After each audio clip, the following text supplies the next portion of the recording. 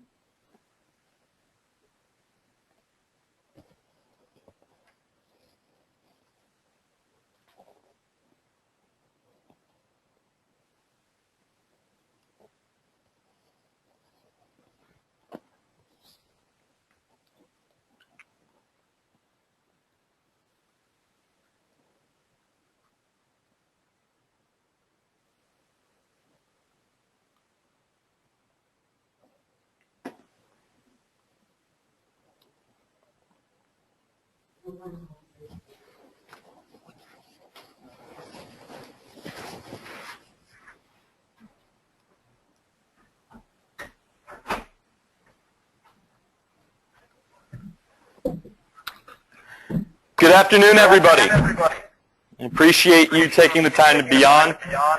We're going to be getting started in just a moment. We have Jason Schutt from Duke University.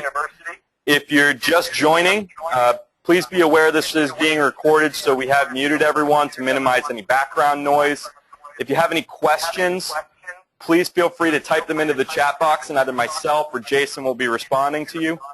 Also, if just real quick before we get too far, if everyone could just reply yes that they can hear both myself and Jason to make sure that there aren't any audio issues on either end, that would be much appreciated.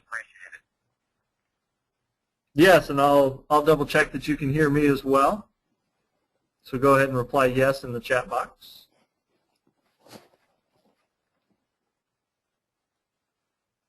Great, great. Appreciate that. Thank you, everybody. With that, I will introduce Jason. He is a physical therapist with the Duke University Sports Orthopedic Performance Center. Forgive me, that's a mouthful. I may have just butchered it. But I will let Jason take the stage. Again, if anyone has any questions as the webinar is going on, please feel free to type it in the chat box, and we'll be happy to answer those for you. Appreciate it. Jason. Okay. Thank you, Steve. And again, if you have any questions throughout, please type them into the chat box. Steve will be looking at that. But I'm very, very pleased to be talking with everyone this evening. And I've got the title screen up here. Going to be looking at training a neutral spine. It's one of my favorite topics because it's so universal. Just this week I've worked with a couple of golfers, several swimmers, and then some soccer players, and then just some general fitness clients. And I've worked on training neutral spine with everyone. And so as I really thought about what would be a meaningful topic to talk about, not only for golf, for the golf professionals that are on with us tonight, but then also the fitness professionals, physios, and chiros, I thought that neutral spine was something that was very applicable, and the K-Vest is so wonderfully suited to help with the training. As Steve mentioned, I'm at the Duke Orthopedic Performance Center. It's a new facility for us here at Duke. It's almost like a step down from physical therapy. Once folks are either out of physical therapy visits or they're just looking to improve more than you would in a typical physical therapy setting, they come to us. We're a cash-based clinic. And then, again, we'll see people from all ranges of sport to then just general fitness to get better, to join a community-based exercise program. So,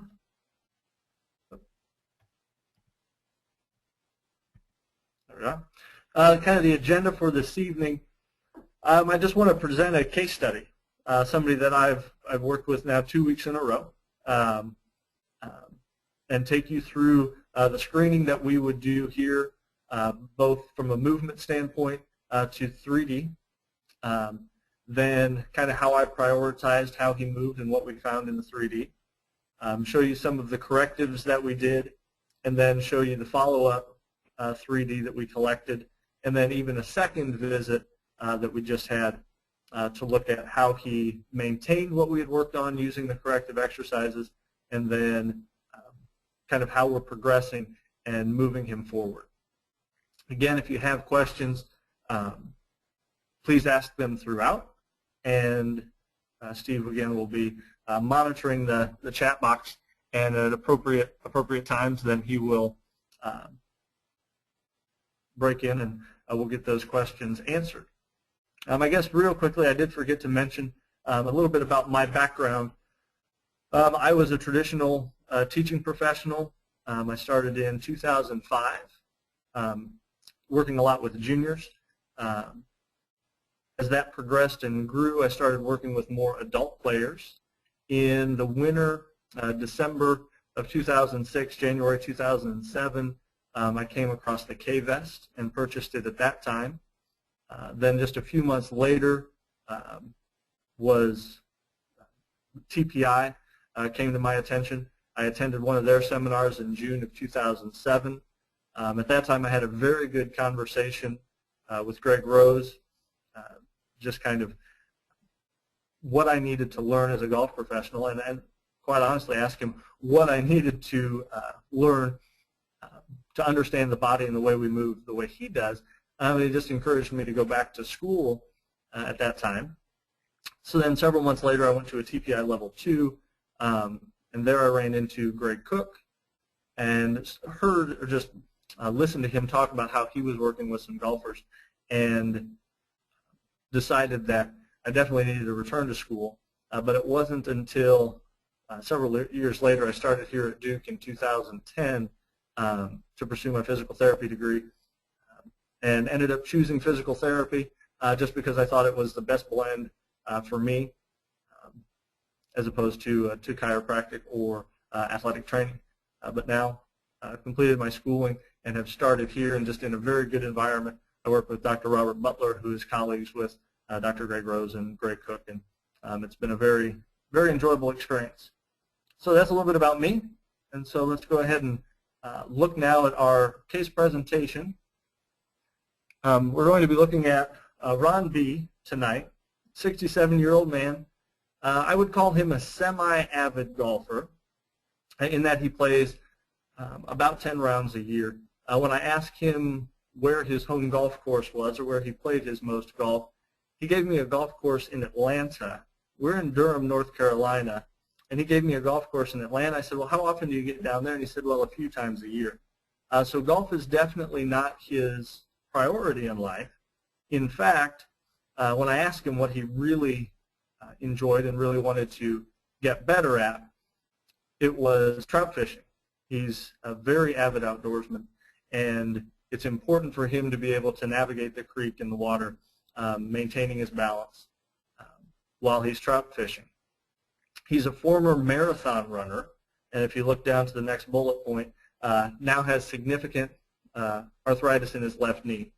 He's trying to hold off a replacement as best he can, so a year ago the doctor encouraged him to stop running, and so he's now walking a significant amount to keep up his health, keep up his strength, but the running is just too hard on his knees.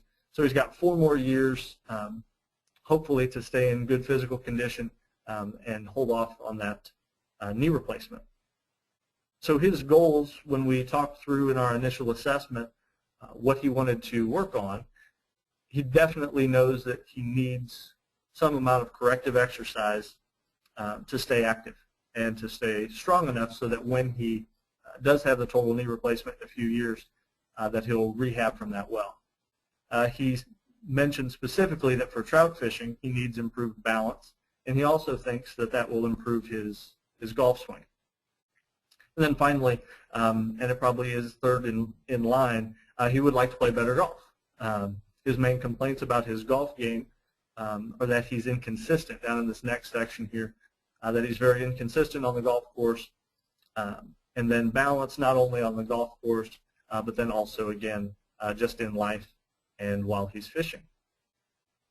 This is a very typical client that I would see here at the Performance Center.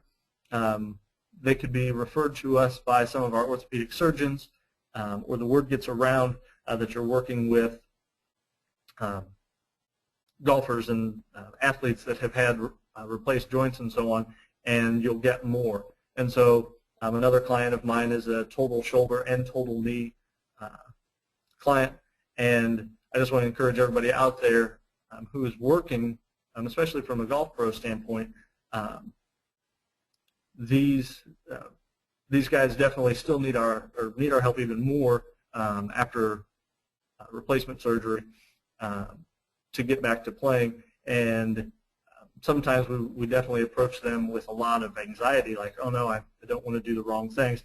But most of all, just kind of looking at the way they move and then applying the same corrective strategies is going to help them in that process. So as part of my initial screen, I do the functional movement screen, which is put together by Greg Cook and Lee Burton. I'll also do the selective functional movement assessment, upper and lower quarter wide balance tests, and then the TPI, elements of the TPI screen. I've put the website information on all of the screens that I use. For anybody who's not familiar with the screens, the presentation tonight is not about going over specifically what these screens are. So if you want to look more in depth into that, please visit the websites. But those of you who are familiar with the functional movement screen, 7 general movements scored from 0 to 3. A 0 indicates pain. 3 is perfect movement. 2 is adequate movement or good movement if you allow them a compensation. And then 1 is they're unable to complete the movement. So going through his screen here, we can see he had several 1s. So he was unable to complete several of the movements. But I've bolded what I thought was most important when I saw this initially, his active straight leg raise, so laying flat on the ground and lifting one leg at a time, was very difficult for him, and it was asymmetrical. And so looking at the hierarchy of working on mobility first, stability second, and then complex movement patterns, he definitely had a mobility problem in his lower extremity. So moving on now, the next screen that I did was the selective functional movement assessment. And again, this is more for clinicians, but it's put out again by Gray Cook, and looking again at general movements ranging from neck rotation and flexion to a toe touch, back bend, and multi-segmental rotation and so forth. He definitely had limitations, again, in neck rotation, both left and right, in his toe touch, in balance on both his left leg and his right leg, and then multi-segmental rotation. When I looked further into the neck rotation as I screened him, that actually cleared up very quickly. One corrective exercise, working on a little bit more stability, getting him laying on the ground and pressing into the floor, cleared that up very quickly, and that maintained throughout that session and into the next section, or into the next session. So the main or most important finding that I saw in this screen was the toe touch. And to me, the active straight leg raise and the toe touch definitely things that I prioritize as I'm screening an athlete, again, in any sport, but specifically into golf. Now going through the elements of the TPI screen. He definitely had a lot of difficulty with a single leg bridge. It immediately activated his hamstrings and he cramped. So his glutes were inhibited, which again goes into formulating my thoughts as to what we're going to see and what we're needing to work on. Single leg rotation, especially to the left, was difficult. Then pelvic tilts, going from anterior tilt to posterior tilt, was very difficult for him. He had shake and bake movement, and it took a lot of thought, and it was very hard for him to maintain posture during that process. And then finally, pelvic rotation, very difficult for him to separate upper and lower. So difficult to move the hips without moving the shoulders. Finally, the Y balance test, and this is one that you may not be familiar with. This is the dynamic balance test. It's based in the Star Excursion balance test, and then we test 3 main reach directions. And this is some of what my research has been in, correlating or looking at correlations in the upper quarter Y balance and the golf swing. And in initial findings, the better you're able to perform the upper quarter Y balance in a composite score as well as one of the reach directions, it correlates to higher hip rotation speed. And we can talk about that at the end of the talk tonight if there's any interest in that. But just looking at his dynamic balance for upper quarter, these are percentages, so it's based on his limb length. And we're looking for 80 for upper quarter and at least 90 to 94 or above for his lower quarter. And so we see that he has significant balance problems, whether he's trying to balance on a leg or on his upper body. It's difficult for him to balance through his middle.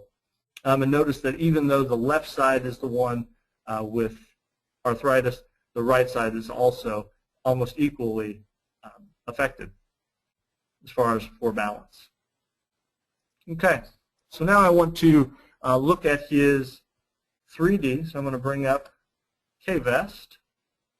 I guess first off, now that I have the K-Vest software up here, I see that everyone can see that now. Does anybody have questions, or do we have any questions up until this point regarding the movement screening that we do here?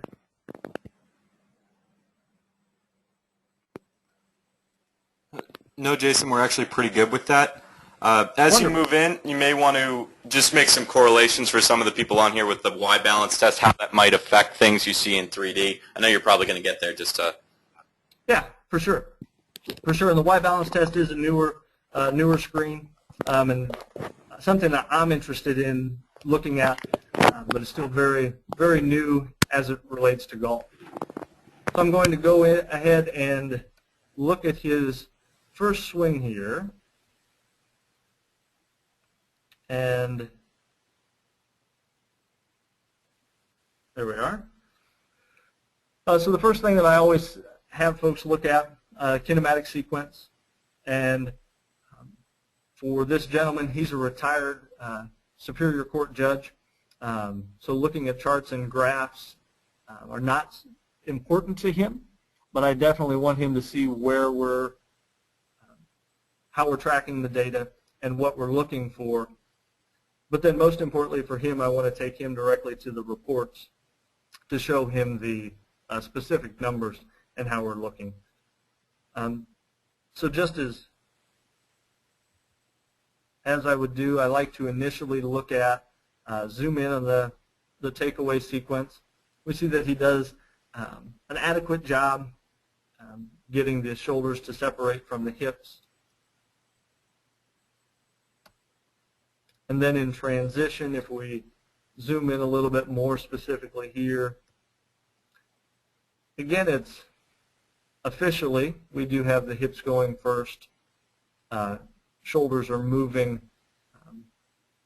about, just ahead of the top of the backswing, but we definitely don't have a very clean transition sequence. And I think that definitely something that we want to improve, although they are in the right order. I'm pleased with that, but it's definitely something that I'm going to target for more improvement. But I'm not surprised to see that based on the physical screen that we had and seeing his difficulty with rotation and separation. Then as we look at acceleration sequence here, we definitely don't see the hips commanding the start of the downswing prior to their peak, or the shoulders next. The club is definitely dominant throughout this initial part of the downswing.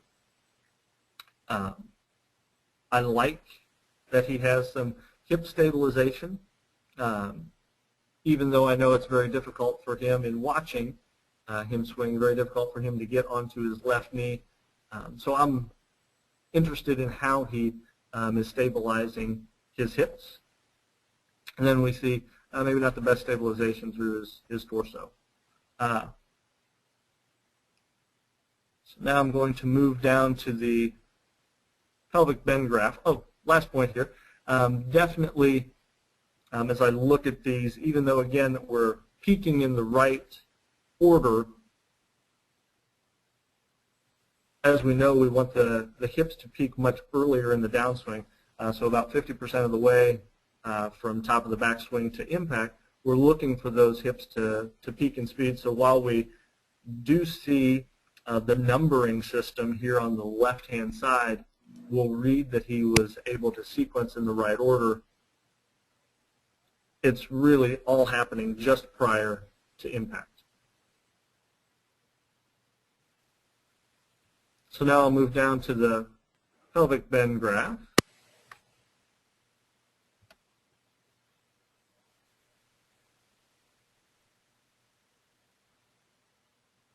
There we are. I think everyone can see now. Okay. In general, the shape looks fairly good. If we just look at the general shape of this part of the curve, that is appropriate. But then we see a very large ski slope. If we use the the same thought that Tony does when he's teaching, that this should be a fun ski slope, this is definitely like a double black diamond. You're going to be injured if you go over that ski jump, because that's quite a change, more so than we would be looking for. And that is of note to me, again, because I was interested in how he was going to stabilize his hips in the downswing because of how he had reacted during other parts of the movement testing.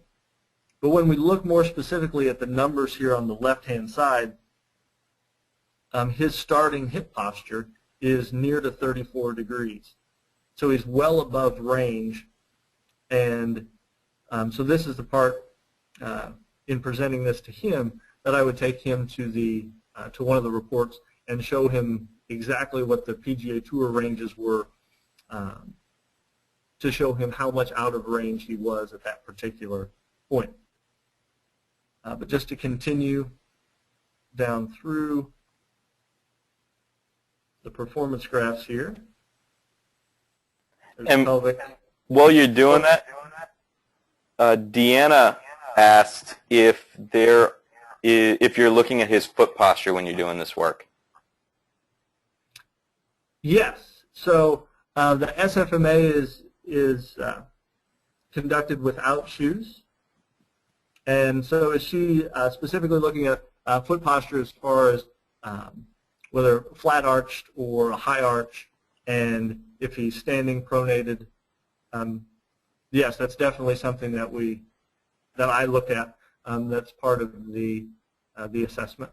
Okay, what we can do as we get closer, we can pull Deanna off mute, and she might be able to get into more specifics for you. Oh yes, but that's part of the SFMA. I should have said that earlier on. That's conducted without shoes, and then the remainder of the testing that we do, movement testing wise, is conducted in their training shoes, so just gym shoes, running shoes, and then they put on golf shoes before they hit balls. Great, thank you. So I just wanted to step through the rest of the graphs. For me, there wasn't anything particularly of note in these that I wanted to bring to light, because as I was presenting this to him, having already completed the movement assessment and then seeing the information in the kinematic sequence and then looking at the pelvic bend graph, I had already kind of formulated my plan as to how I wanted to move forward. And then the rest of this information was just kind of confirming some of the things that we had already seen in the movement screening, that he did have a difficult time separating and maintaining posture and so forth. So now I will go ahead to the report.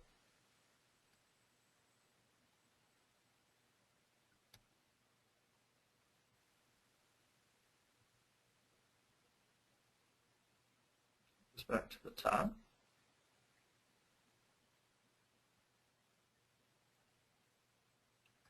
And stepping through,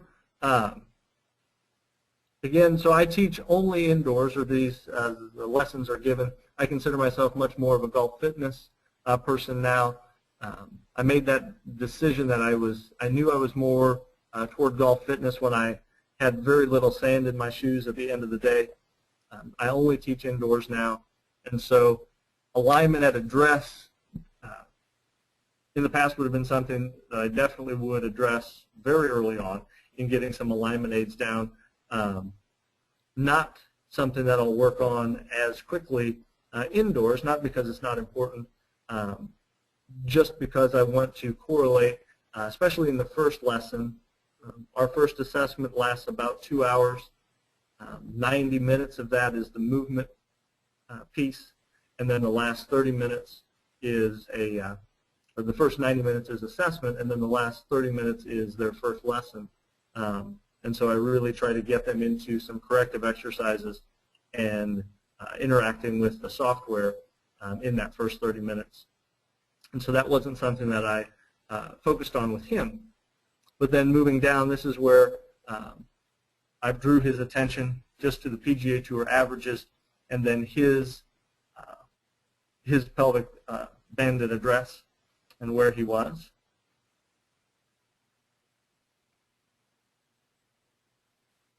Then scrolling down, again, even though he has a very difficult time with rotation, when we look at not only the TPI screen but also the SFMA, we see that he has a tremendous amount of body turn, both in his lower body with the pelvis at 62 degrees and in his upper body 93 degrees.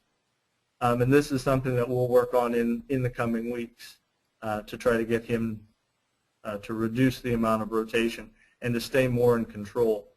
But you can imagine what this person looks like. Very limited ability to turn, and so lets go of a lot of his stability through his hips and so forth to allow for more rotation during the golf swing. And then the remainder of the data here.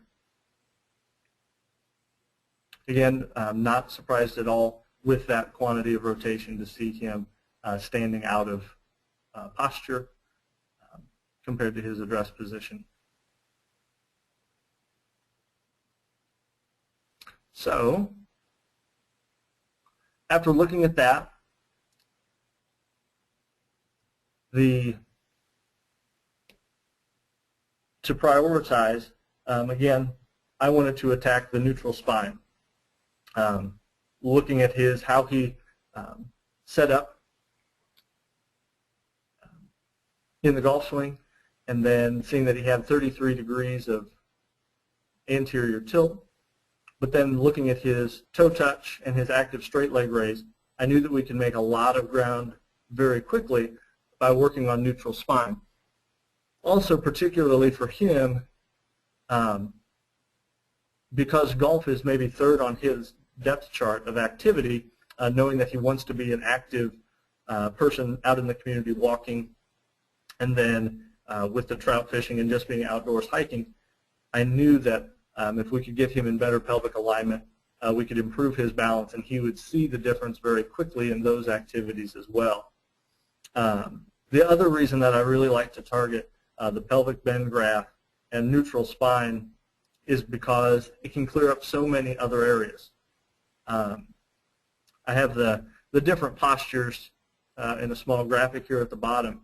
But one of the things that I like to think about for neutral spine is we've got two buckets, the pelvis and then the rib cage. The better we can align those two, the spine is now going to do its job very well. It can bend, it can rotate, it can lift, all of these different things. It's much better alignment than if we have the pelvis tilt forward and then the upper back out of position as well. Another thing that I like to think about when I'm looking at the positioning that I see, was he setting up with so much S posture because it was his everyday posture? Is that something that he walks around with on the street? Or is he just seeking tension in his setup? And as I talked with him, it was kind of, I would say, a combination of these two. He did have a little bit of anterior tilt just normally in life, but then looking when he was setting up, he said that he had watched someone play when he was young and noticed how athletic and flat their back looked, so he always looked for tension in his low back to signal that he had a proper setup. And so that was just poor thinking on his part. And then this last piece, or misunderstanding on his part, I sometimes think that a person who has C posture, that this C and S posture can coexist. I know that I would be guilty of it, having had a lot of players that come in very rounded upper shoulders, and then trying to get them more athletic, giving them the cue of sitting back or putting their butt out, instead of actually hip hinging and working on the mechanic of that. By just giving them that verbal cue, what we end up with is a lot of curve in the low back, or setting that S posture, which then locks up the hips and doesn't allow them to function as they should. So I often think that C posture and S posture can coexist with one another. So those were the reasons that I wanted to attack the neutral spine position first. And so then his initial correctives were toe touch progression. I'm just going to bring up the video here that, if I can mute that. So if everybody has seen this, I think it's something that's very easy to do on the driving range as well, and you can get results very quickly. Greg Rose is showing the exercise here. Just going to pause it there. Getting your athlete to stand on, whether it be a 2x4, could be a rolled up towel, anything to elevate their toes, and then give them something to squeeze between their knees that's going to allow them to relax some of the posterior structures. And now we're going to get a much better toe touch. For Ron specifically, I had him go through seven touches with toes up. And then I'm not going to play the next video, but just walking to the other side of this, the 2x4, the RX pad, get the heels up, perform the same thing again with the heels up, and then finally having the person do it flat on the floor. Ron was 6 or 7 inches short of a toe touch, and we got him down to his shoelaces in the first day. Just a very effective way for somebody to work on their toe touch, and an easy exercise for them to do at home, and an easy one to do on the driving range, and only will take about 2 minutes from start to finish. So that was one of the main exercises that we worked on initially, along with the active straight leg raise with core engagement. So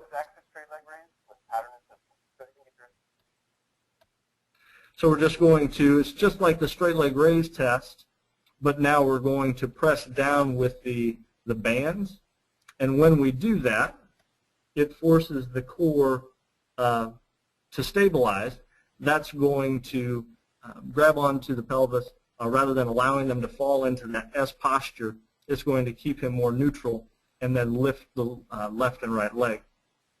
You definitely can see how effective it's going to be for the player when you look at how much improvement they make based or compared to when they just did it on their own without using the tubing.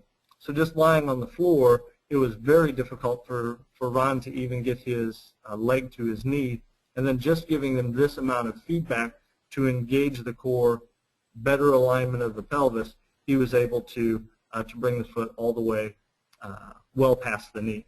So very effective 2 exercises that we went through. And then I did one more exercise, as I mentioned earlier, for his neck. And then we went right back into biofeedback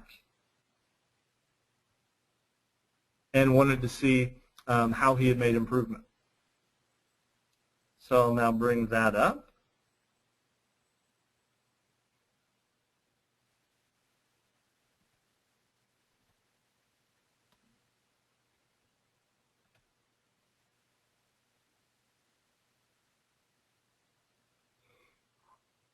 And make sure.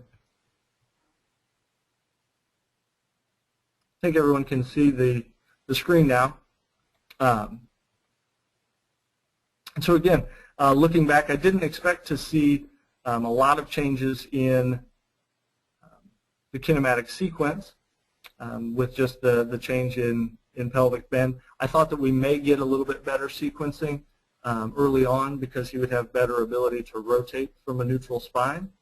But the big thing that I noticed, at least in the first swing, or compared to the earlier swings, were how much earlier his hips, even though they're still late in the time between the top of the swing and impact, we definitely had moved more. The hips are more to the left than they were before, so happening much earlier in the golf swing. We actually picked up some hip speed as well, but nothing significant in the transition.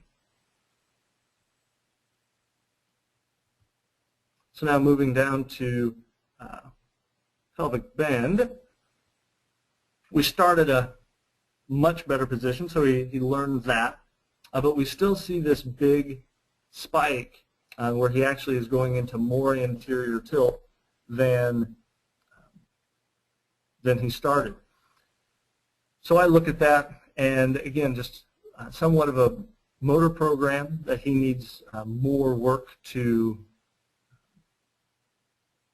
ingrain, which is what the K-Vest is perfect for, setting up the biofeedback and training that position, but then also some exercise so that he doesn't seek extension in the lumbar spine to accelerate the hips, but rather uses the muscles to stabilize rather than bony alignment.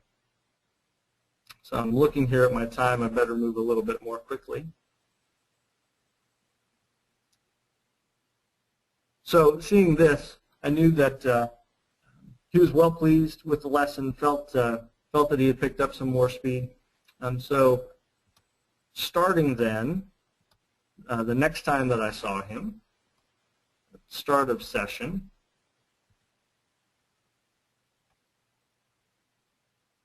again, we were largely the same kinematic sequence, but we are seeing more rotational velocity from starting in the 360s at his first lesson to now moving up into 390 degrees per second. And he felt that he was moving faster at the start of this second lesson.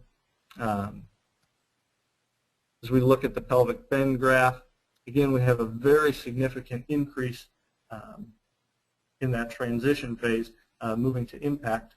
So he's able to statically set the position, maintain pelvic alignment, but then as soon as we need to perform or get dynamic in the stability, then we fall back into the older pattern.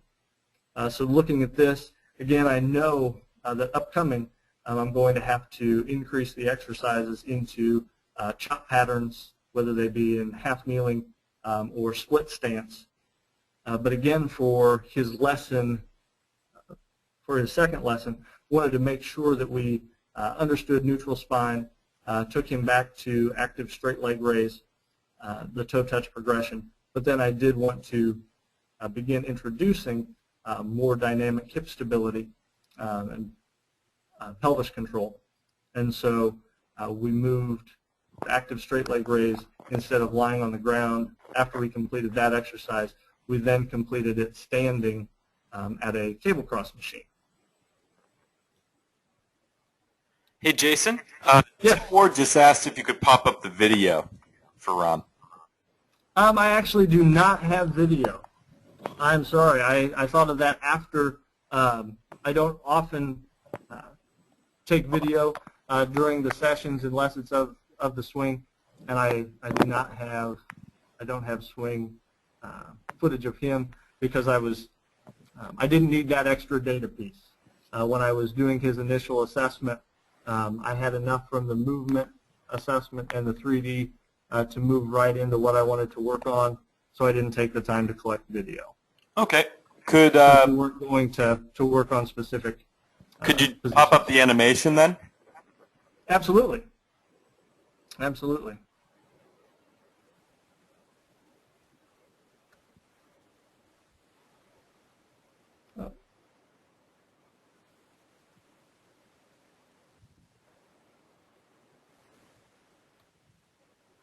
That's just a slight delay from GoToMeeting, Jason. Just minimize that window and open it back up.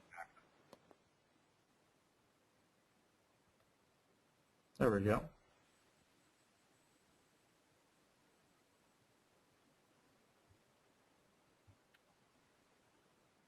I'm forgetting my hotkeys, Steve. You can go ahead and if you Yeah, can just hit the S key. F. S.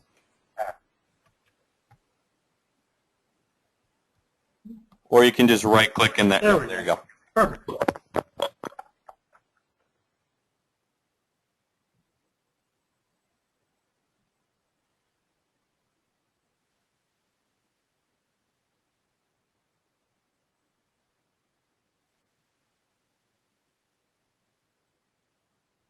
That's great. Thanks, Jason. Okay. So they're at the top, and then they're at impact. Okay. And then the last part I just wanted to then go over. We went through those correctives, went right back to the collecting a swing, working on the more dynamic hip stability standing at the Kaiser, as well as continuing work on the active straight leg raise. What I was pleased with, continually working on core engagement throughout all of the exercises, from the toe touch progression to the straight leg raise, really started to wake up his middle. And now I was very pleased with what we saw in his acceleration sequence, that now at least the hips and shoulders were running together, as opposed to what we saw earlier. So I saw a lot of improvement there. Once again, I think we're moving those hips a little bit further to the left and starting to get better sequencing there. The other thing that I was very interested in was that the peak was beginning to get lower. So he was going back less each time. So again, just engaging that core from the active straight leg raise and better able to control the pelvis in the initial phases of the downswing.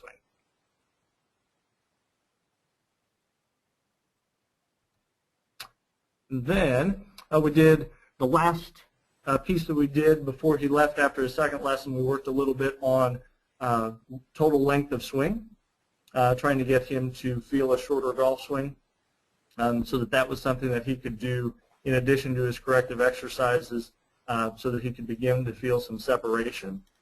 And then we captured a few swings with that. But I believe we should probably take time now for questions. That's perfect, and I've got a few coming at you. We did have, just real quick, I know Brett Woodley had asked how long it took you to do all the testing. I think you may have mentioned about 90 minutes earlier. Yes. Yeah, so the movement testing as well as the 3D, by the time I take the player history, take them through the screens, give them a few water breaks, about 90 minutes. Okay, perfect. And I know Deanna's had a couple questions. Let me see if I can pull her off mute. Okay. Deanna, can you hear me? I can. Fantastic. I was wanting to know, like, getting past the footwork, Jason, what type of movements did you do, or did the client do in between the two sessions? Did he actually do the exercises that we saw here today in the webinar, or did he just go from one session to a week later? No, so he's a very motivated individual. You know, I think just kind of part of the mindset of having been a former marathon runner, he was vigilant with his exercises. He was given toe touch progression. He was given active straight leg raise, just pressing into the floor because he does not have a band at home. He was given initially supine pelvic tilts, Okay. and then also given single leg bridge. The only exercise I didn't mention that I gave him to do at home was a neck exercise where he pushes his arms into the floor and turns his head to the left and to the right. And that was probably one of the most, the quickest exercise. That cleared up his neck range very quickly, and that maintained over the course of the week when he came back. Great. Thank you.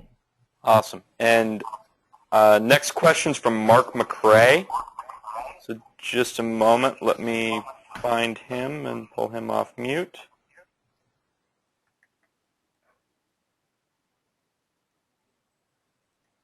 Mark, can you hear us? Oh. Yeah, I can hear you loud and clear. Can you hear me?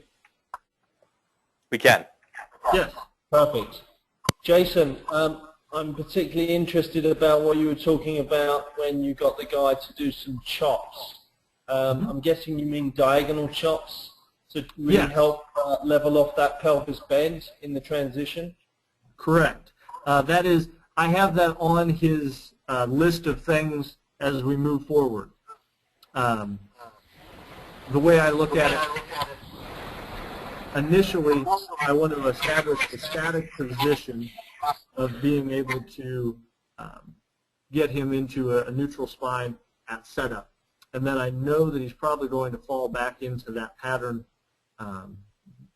in transition. So as we see more improvement and the straight leg raise becomes easier from week to week, I would say by next week we'll begin working on probably rolling patterns first with the upper extremity, and then the week following moving into a tall kneeling chop and maybe a half kneeling next.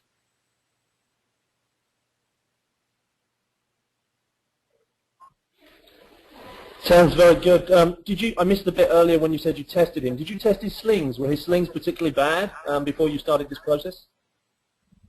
Come again, please? Did you test his slings, Jason? So in terms of obviously, being able to snap back into to decent position, like the transverse abdominals, the oblique muscles. Was he weak in that area, or was it something that he was decent with to start with? Actually, he was pretty good. As part of the functional movement test, there are, if you're familiar with like a classic bird dog position, alternating diagonals, that's one of the screening tests, and he did very well at that. And actually, he was able to almost complete the test for a 3. So he does have stability. It's just not something that he's currently using in his golf swing or in this particular posture.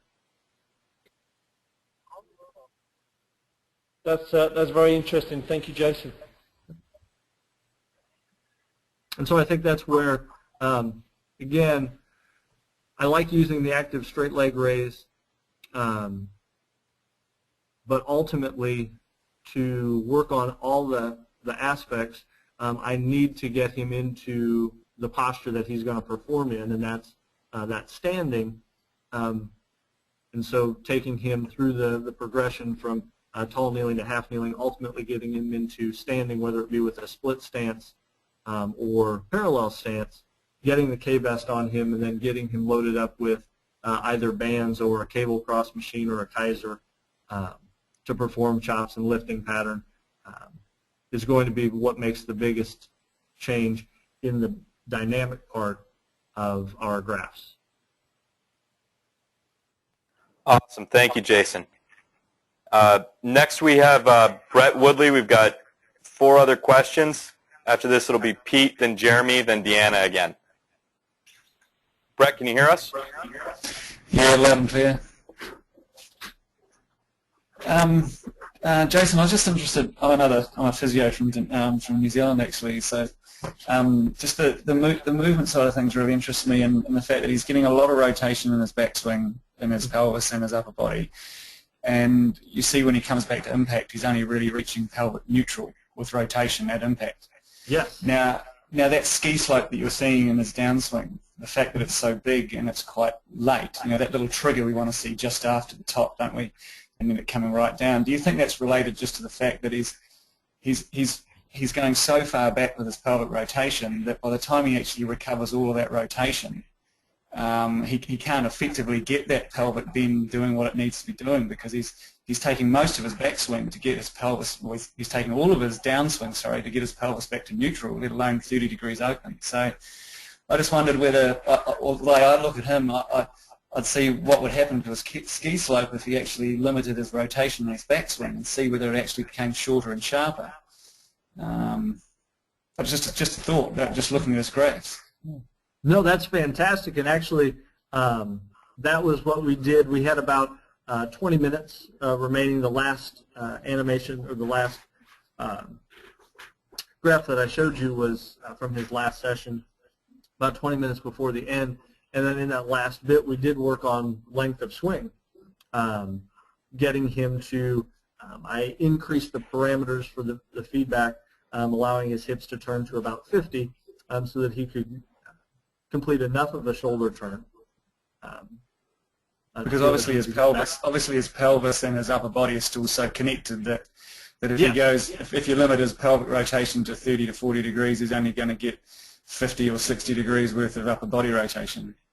Yes, and so I wanted him to be able to begin to get his back to the target, so that we could have, a proper arm swing and just proper length of swing.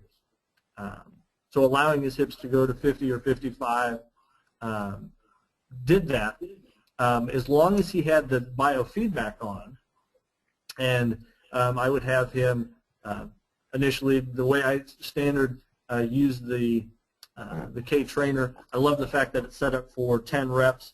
I had him do 10 reps going to the proper length backswing with no club, then 10 with the club, and then finally 10, if he got the tones, he could hit the shot. And his quality of impact improved significantly. But without the feedback of the tones, just in that small session that we had at the end of last week, or at the end of this week, was not enough to change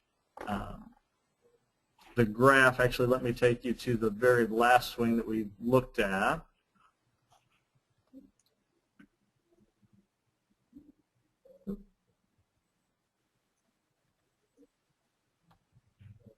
There we are. And so this was the last swing that we collected, and I believe that area of his body is definitely waking up, and we're seeing improvement. He had much more rotational velocity, but it actually didn't. He wasn't able to shorten the length of his backswing by much. What was his, just out of interest, what was his pelvis rotation at impact with shortening his backswing? So right back to neutral here. Yeah. So impact, closed 1.7. Yeah. Okay, thanks, Jason. That's yeah, obviously it's still a work in progress. Yes, for sure. And but no, you definitely bring up a very good point. That being that working on some static positions first, but then the necessity of as he gets more range of motion to separate, limiting that hip rotation so that he can apply the speed. That's a very good point. Great. And next one, Pete Cunningham had his hand raised. Pete, can you hear me? How you doing? Can you hear me? Very good. How are you? Oh, good. I'm glad. Great. I have to apologize. I was late to the party, so I just had one quick question, and that was I missed the part about the screens. What screen? You do SFMA, TPI, and FMS as well? Yes. Those three, and then I also do the Y balance test for upper and lower. In subsequent sessions, how much of that do you repeat? Do you go back to things that you saw as issues in the first one? Do you do the whole thing in case you missed something earlier, or what the subsequent sessions do after this? So I will use the SFMA every session. That becomes almost like our greeting or our handshake.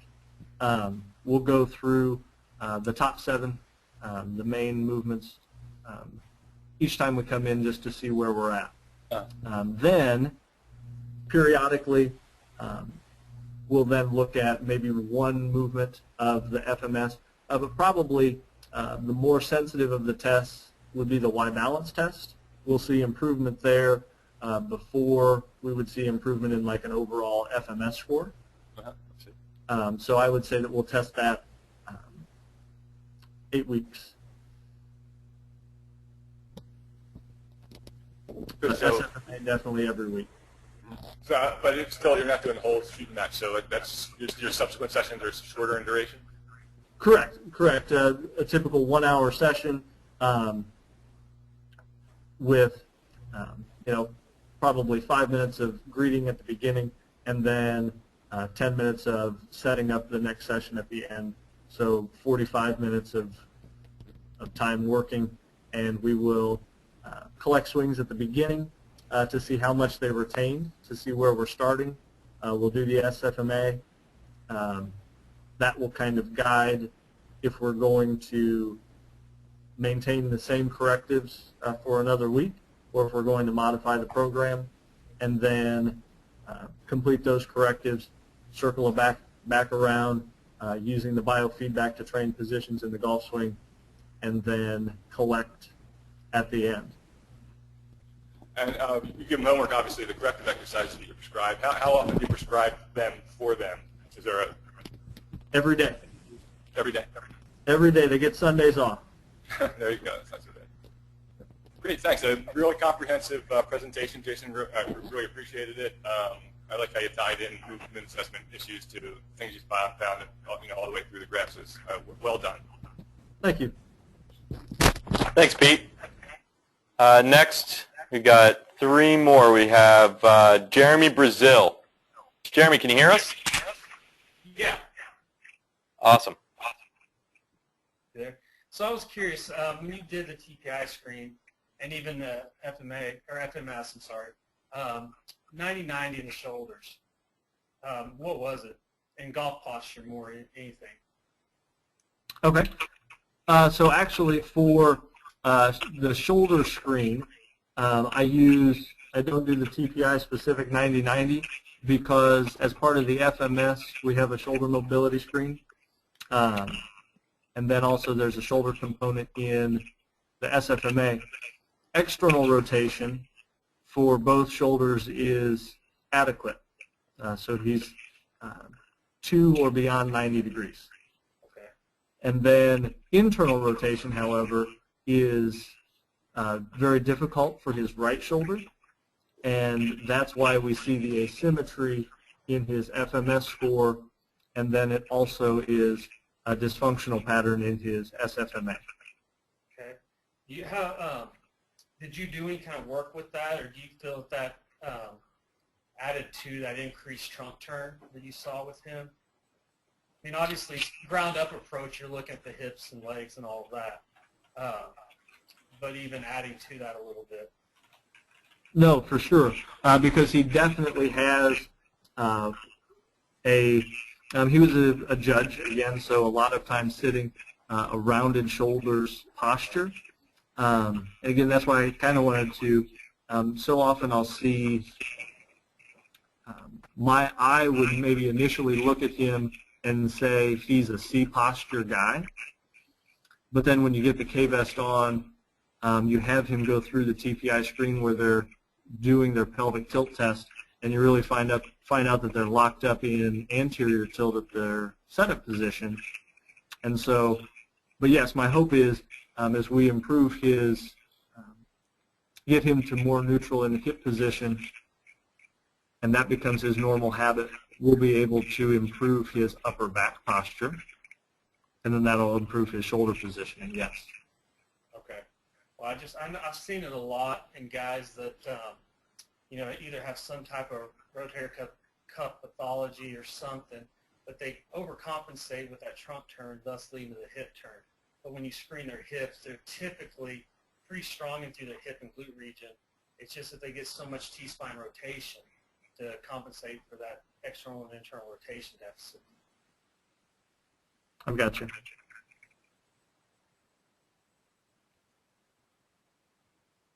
Yeah, he wouldn't be high in T-spine rotation here. Okay. And that's one of the areas that we'll need to work on as we go forward. Gotcha. Thank you. Yep. Thanks, Jeremy. And next one we have John Taylor. John, can you hear us? Yes, I can. Thanks for coming on today. Thank you for the webinar. It's just been great. My question was whether Jason could expand a little bit on the correlation he found between the Y-balance scores and pelvis rotation. Yes. Are you familiar with the Y-balance test? Yes.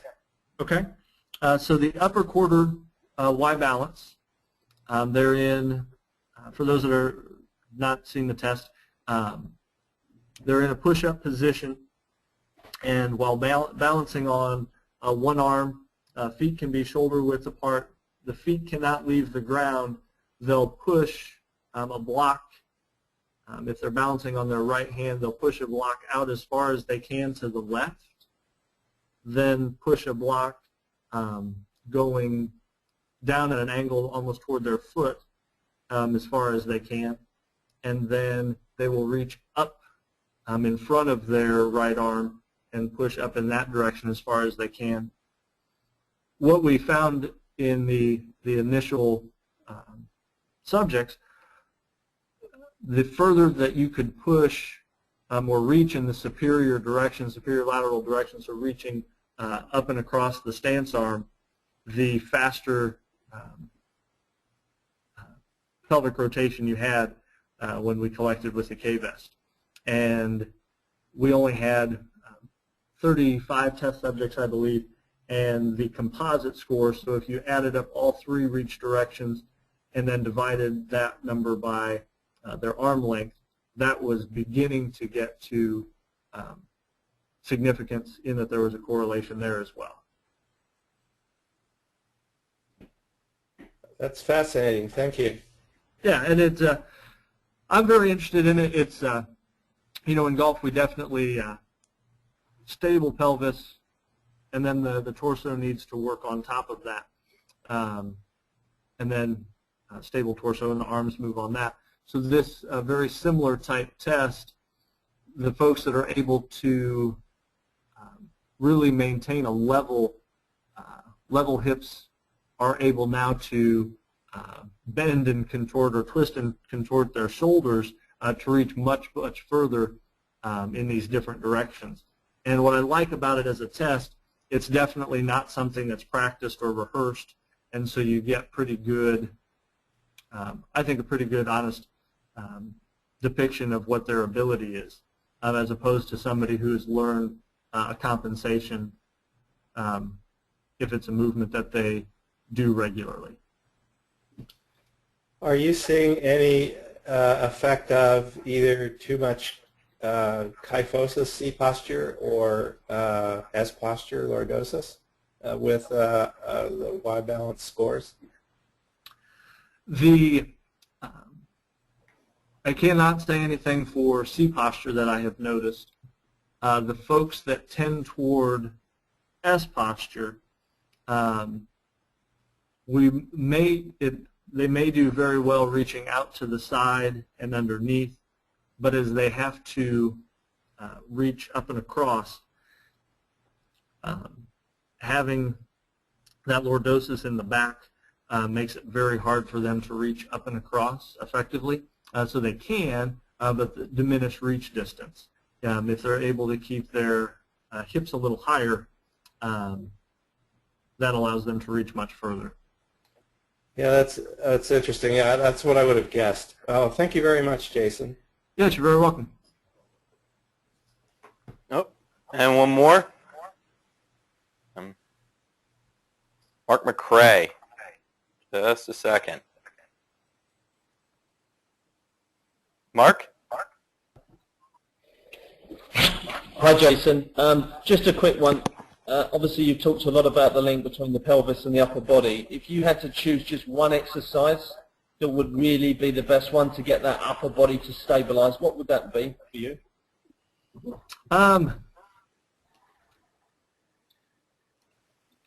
if I had to, for everybody across the board, I would want to see them rolling first. So lying on their back and performing upper extremity rolling. I think that allows us to see that segmental rotation, turning the shoulders first and allowing the hips to be quiet. And then, so if I just had to choose one across the board, I really like that. If they progressed through that, as I mentioned before, I really like to get them into their posture, whatever sport they play. So standing, kind of maybe a split stance, split stance chop on the Kaiser, or even a ball slam with a med ball, same pattern. But across the board, upper extremity rolling patterns would be my first choice.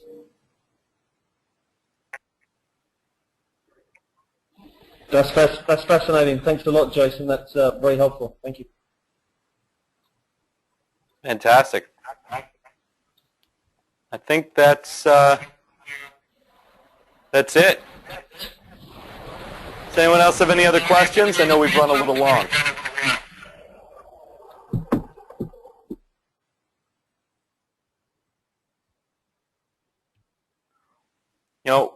Well, we really appreciate everyone taking the time to jump on today.